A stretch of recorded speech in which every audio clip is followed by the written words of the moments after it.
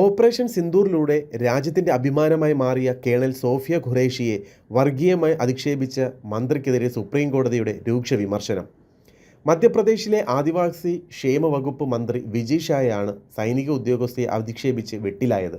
പെഹൽഗാം ഭീകരാക്രമണം പരാമർശിച്ച് തീവ്രവാദികളുടെ സഹോദരി എന്ന് സോഫിയ ഖുറേഷിയെ മന്ത്രി വിശേഷിപ്പിച്ചത് രാജ്യത്ത് വലിയ വിവാദമായിരുന്നു. കേസിൽ മന്ത്രിക്കെതിരെ കേസെടുക്കാൻ മധ്യപ്രദേശ് ഹൈക്കോടതി ഉത്തരവിട്ടതിന് പിന്നാലെയാണ് സുപ്രീം കോടതിയും രൂക്ഷ വിമർശനവുമായി രംഗത്തെത്തിയത്. മന്ത്രിയുടെ പരാമർശത്തിൽ കടുത്ത അതൃപ്തിയാണ് സുപ്രീം കോടതി രേഖപ്പെടുത്തിയത്. ഭരണഘടനാ പദവികൾ വഹിക്കുന്ന വ്യക്തികൾ പ്രസ്താവനകളിൽ സംയമനം പാലിക്കണമെന്ന് സുപ്രീം കോടതി ചീഫ് ജസ്റ്റിസ് BR ഗവായ് ഓർമ്മിപ്പിച്ചു. മധ്യപ്രദേശ് ഹൈക്കോടതിയിൽ പോയി ക്ഷമ ചോദിക്കാനും ഇനിയെങ്കിലും ഇത്തരം കാര്യങ്ങളിൽ വിവേകം കാണിക്കാനും സുപ്രീം കോടതി നിർദ്ദേശിച്ചു. കഴിഞ്ഞ ദിവസം മധ്യപ്രദേശിലെ ഇൻഡോറിൽ നടന്ന ഒരു പൊതുപരിപാടിയിലാണ് മന്ത്രി ഉന്നത സൈനിക ഉദ്യോഗസ്ഥയെ അപമാനിച്ച് പ്രസംഗിച്ചത്. ഇത് വലിയ രാഷ്ട്രീയ വിവാദമാക്കുകയും കോൺഗ്രസ് ഉൾപ്പെടെ രൂക്ഷ വിമർശനവുമായി മന്ത്രിക്കെതിരെ രംഗത്ത് വരികയും ചെയ്തു.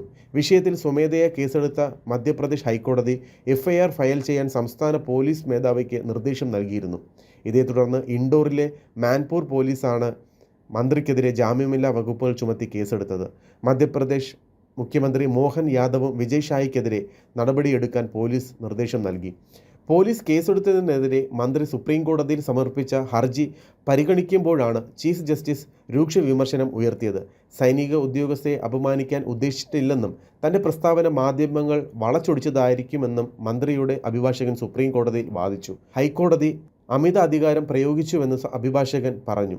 സംഭവത്തിൽ വിജയ് ഷാ മാപ്പ് പറഞ്ഞതായി അഭിഭാഷകൻ കോടതിയെ അറിയിച്ചു. എന്നാൽ വാദങ്ങളെല്ലാം കേട്ട സുപ്രീം കോടതി മന്ത്രിയോട് ഹൈക്കോടതിയിൽ പോയി മാപ്പ് പറയാനാണ് ആവശ്യപ്പെട്ടത്.